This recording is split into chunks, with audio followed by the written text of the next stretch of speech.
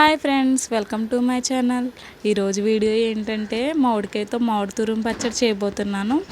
దానికోసం 3 మామిడికాయలు అయితే తీసేసుకున్నాను. వాటిని శుభ్రంగా కడిగేసుకొని వాటి పైన ఉన్న తొక్క అయితే తీసేసుకోవాలి. ఇదిగో ఈ విధంగా పై తొక్క తీసేసుకోవాలి. ఇప్పుడు క్యారెట్ కోరుకునేది ఉంటుంది కదా, దాంతో సన్నంగా కోరేసుకోవాలి.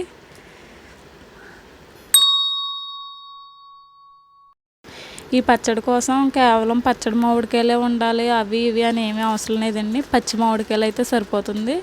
ఇదిగోండి, ఈ విధంగా కోరుకోవాలి. మామిడికాయలను చూడగానే పచ్చడి అయితే తినాలనిపించింది. అది చేయాలంటే ఎంత పెద్ద పనో అనుకున్నాను. సర్లే, ఈ విధంగా ట్రై చేస్తే ఎలాగ ఈజీగా అయిపోద్దేమో అని ట్రై చేశాను. బాగానే వచ్చింది. చూసారా, ఎలాగోలా కష్టపడి 3 మామిడికాయలు కోరేసాను. తినాలని ఉన్నప్పుడు ఎంత కష్టమైనా చేసుకోవాలి, చేసేసుకొని ఆనందంగా తినేయాలి కడుపు నిండా.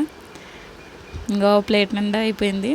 దీనికి సరిపడా కారం వేసుకుంటున్నాను.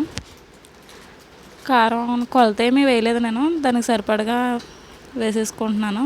మీరు తినే కారాన్ని బట్టి వేసుకోవచ్చు. ఎక్కువ తింటే ఎక్కువ కారం వేసుకోవచ్చు, లేదు తక్కువ తింటే తక్కువ కారం వేసుకోవాలి. ఇప్పుడు ఇది కలిపేసుకున్నాక మనకు తెలిసిపోతుంది కారం సరిపోయిందా లేదా అని.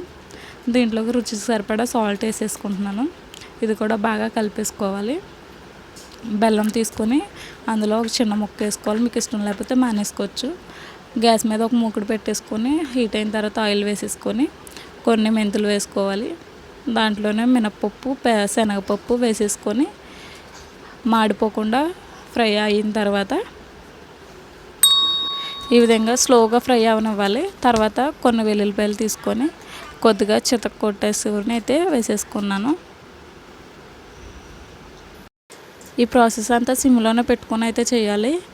స్లోగానే ఫ్రై చేసుకోవాలి. ఇప్పుడు ఎండుమిర్చిని కూడా మధ్యలోకి విరిచేసుకొని వేసేసుకున్నాను. ఇవి కొంచెం ఫ్రై అయిన తర్వాత కొద్దిగా ఫ్రెష్గా ఉన్న కరివేపాకు అయితే వేసుకోవాలి. కరివేపాకు కూడా చిటపటలాడిన తర్వాత మనం కలిపేసి పెట్టుకున్న ఈ మామిడి తురుమును అందులో వేసేసుకోవాలి. వేసేసుకొని ఒక 2 నిమిషాలు పచ్చివాసన పోయేలా తిప్పేసుకుంటే దగ్గర పడిపోతుంది. నూనె కొంచెం తేలినట్టు అనిపిస్తుంది. అప్పుడు ఆఫ్ చేసేసుకోవాలి. ఇదైతే వేడివేడి అన్నంలో కలిపేసుకొని తినేస్తే చాలా అంటే చాలా బాగుంది. మీరు కూడా ట్రై చేయండి. ఇది కొంచెం ఒక 2-3 రోజులు అయితే ఉంటుంది. బయట అయితే ఫ్రిడ్జ్లో పెట్టుకుంటే ఒక వారం రోజులు ఉండొచ్చు. నేనైతే ఇందులో పెట్టేసుకున్నాను.